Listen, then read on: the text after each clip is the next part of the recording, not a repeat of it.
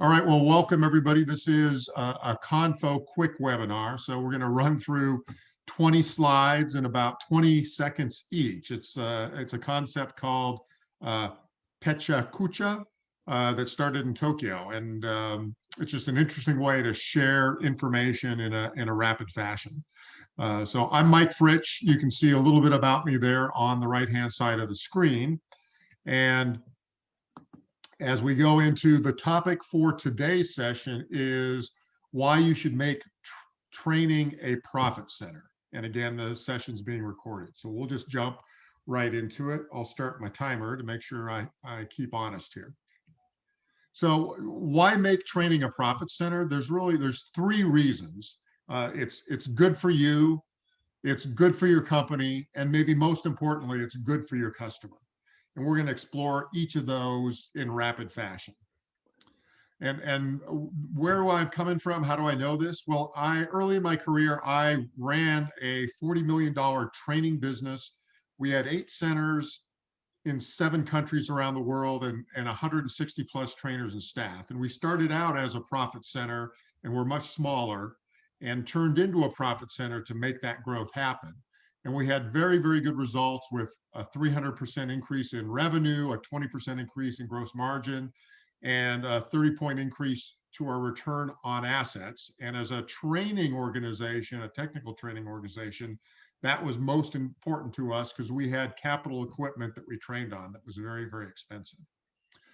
So the question that I always ask for someone who's wanting to explore this is, how do you fund your training today? Are you a corporate allocation? And if you are, then you're kind of like a tax. So you're a tax on your clients. Or are you funded by, we used to call in the training area, butts in seats.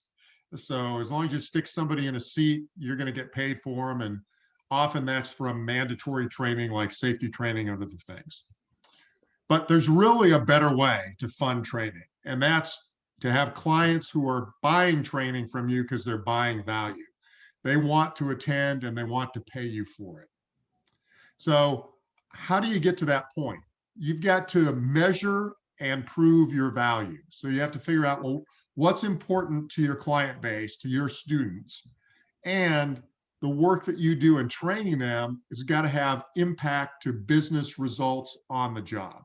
And that's the classic Kirkpatrick model, levels 1 through 4. So you really got to be hitting level 4 of making a difference on the job. Training as a profit center can bring value to your company. So rather than being this burden, an albatross around the CFO's neck because you're expensive, and so when times get tough, they want to cut your budget. If you can bring in some revenue and bring in margin, then you're a benefit and not a cost. And if you're going to do that, you got to act like a boss and be like a boss, talk the CFO's language, measure your financial benefits. So like that margin, that return on assets, and that increase in revenue. Training as a profit center has great value to you. First, you really earn respect. Being a profit center inside a corporation gives you newfound respect with colleagues. It also gets you a bigger piece of the pie. So you can have resources increased, more resources for you to do better things for your clients and better things for your team. You're no longer this draining cost center. You're something that contributes, and you usually get to grab a piece of that. And then finally, it's valuable to you for skills and career growth. So running a profit center is like having a little MBA. You've got to run your entire business. It takes a lot of skills and it looks good on your resume. So future career growth, either in your organization or outside of it, having that profit center experience is going to be really, really valuable. So how do you get there? If you're in a cost center today, how do you make that transition? Well, you've just got to take baby steps. You've got to take that first step and get yourself started. And the way that you do that is with a foundation of key questions. So you want to understand, where is client value for you? and you need to understand your current cost structure when you make this transition. So the client value questions you really need to ask is, how are you going to help them with their success? Whether that's, if you're a sales training organization or a technical training organization, what does success look like for your students and customers? How will you know you're successful? And more importantly, how are you going to show it so that you can prove that you made a difference? On the cost side, you really have to understand your true cost structure.